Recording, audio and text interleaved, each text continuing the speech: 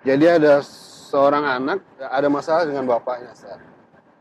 Komunikasi mereka Renggang gitu. jadi renggang gitu, Ustaz. Tapi dua-duanya sama-sama gengsi untuk memulai komunikasi lagi, ini Nah, gimana, Ustaz? jawabannya yang salah si anak. Kalau bapak gengsi emang lumrah, dia bapak. Ini anak gengsi Bener, ngapain? Yang membesarkan bapaknya. bener. Coba kalau masa kecil yang nggak dikasih pempos sama bapaknya, bisa besar deh.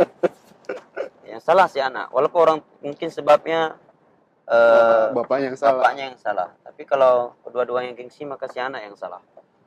Ya, bagaimana seorang anak gengsi dan orang tua? Kalau orang tua gengsi untuk anaknya, ya lumrah. Nah, maka jawabannya hendaknya dia mengambil hati orang tuanya kembali bertobat dan beristighfar kepada Allah. Allah berfirman, "Wa qadha rabbuka alla ta'budu illa iyyahu wa bil walidaini ihsana. Imma yablughanna 'indaka al-kibara ahaduhuma aw kilahuma fala taqul lahumā uffin wa la tanharhumā wa qul lahumā qawlan karīmā." Ngomong saja enggak boleh.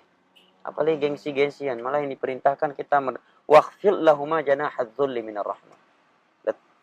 Rendahkan dirimu, letakkan sayap, buang pangkatmu, jabatanmu di hadapan ke orang tua. Apalagi itu gengsi.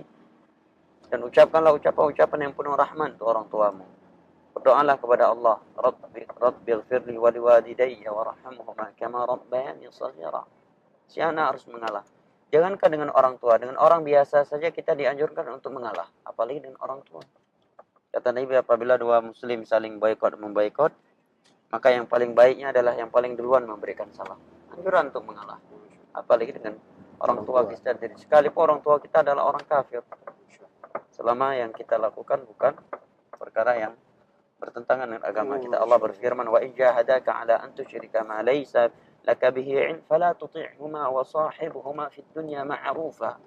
Apabila kedua orang tuamu mengajak kamu untuk murtad, untuk melakukan kesyirikan, yang itu sesuatu yang tidak dibolehkan dalam agama bagi kamu, maka jangan kamu taati mereka, tetapi tetaplah kamu bergaul dengan mereka dengan cara yang baik. Masya Allah, mulianya Orang tua Islam. udah kafir nih, ngajak kita murtad. Allah hanya menyatakan jangan ikuti seruan mereka, tetapi tetaplah kalian bersikap dengan baik dengan mereka, menyambung silaturahim, ngirim hadiah, ngirim uang, ya, mengurus mereka ketika sakit dan seterusnya. Nah, barakallah.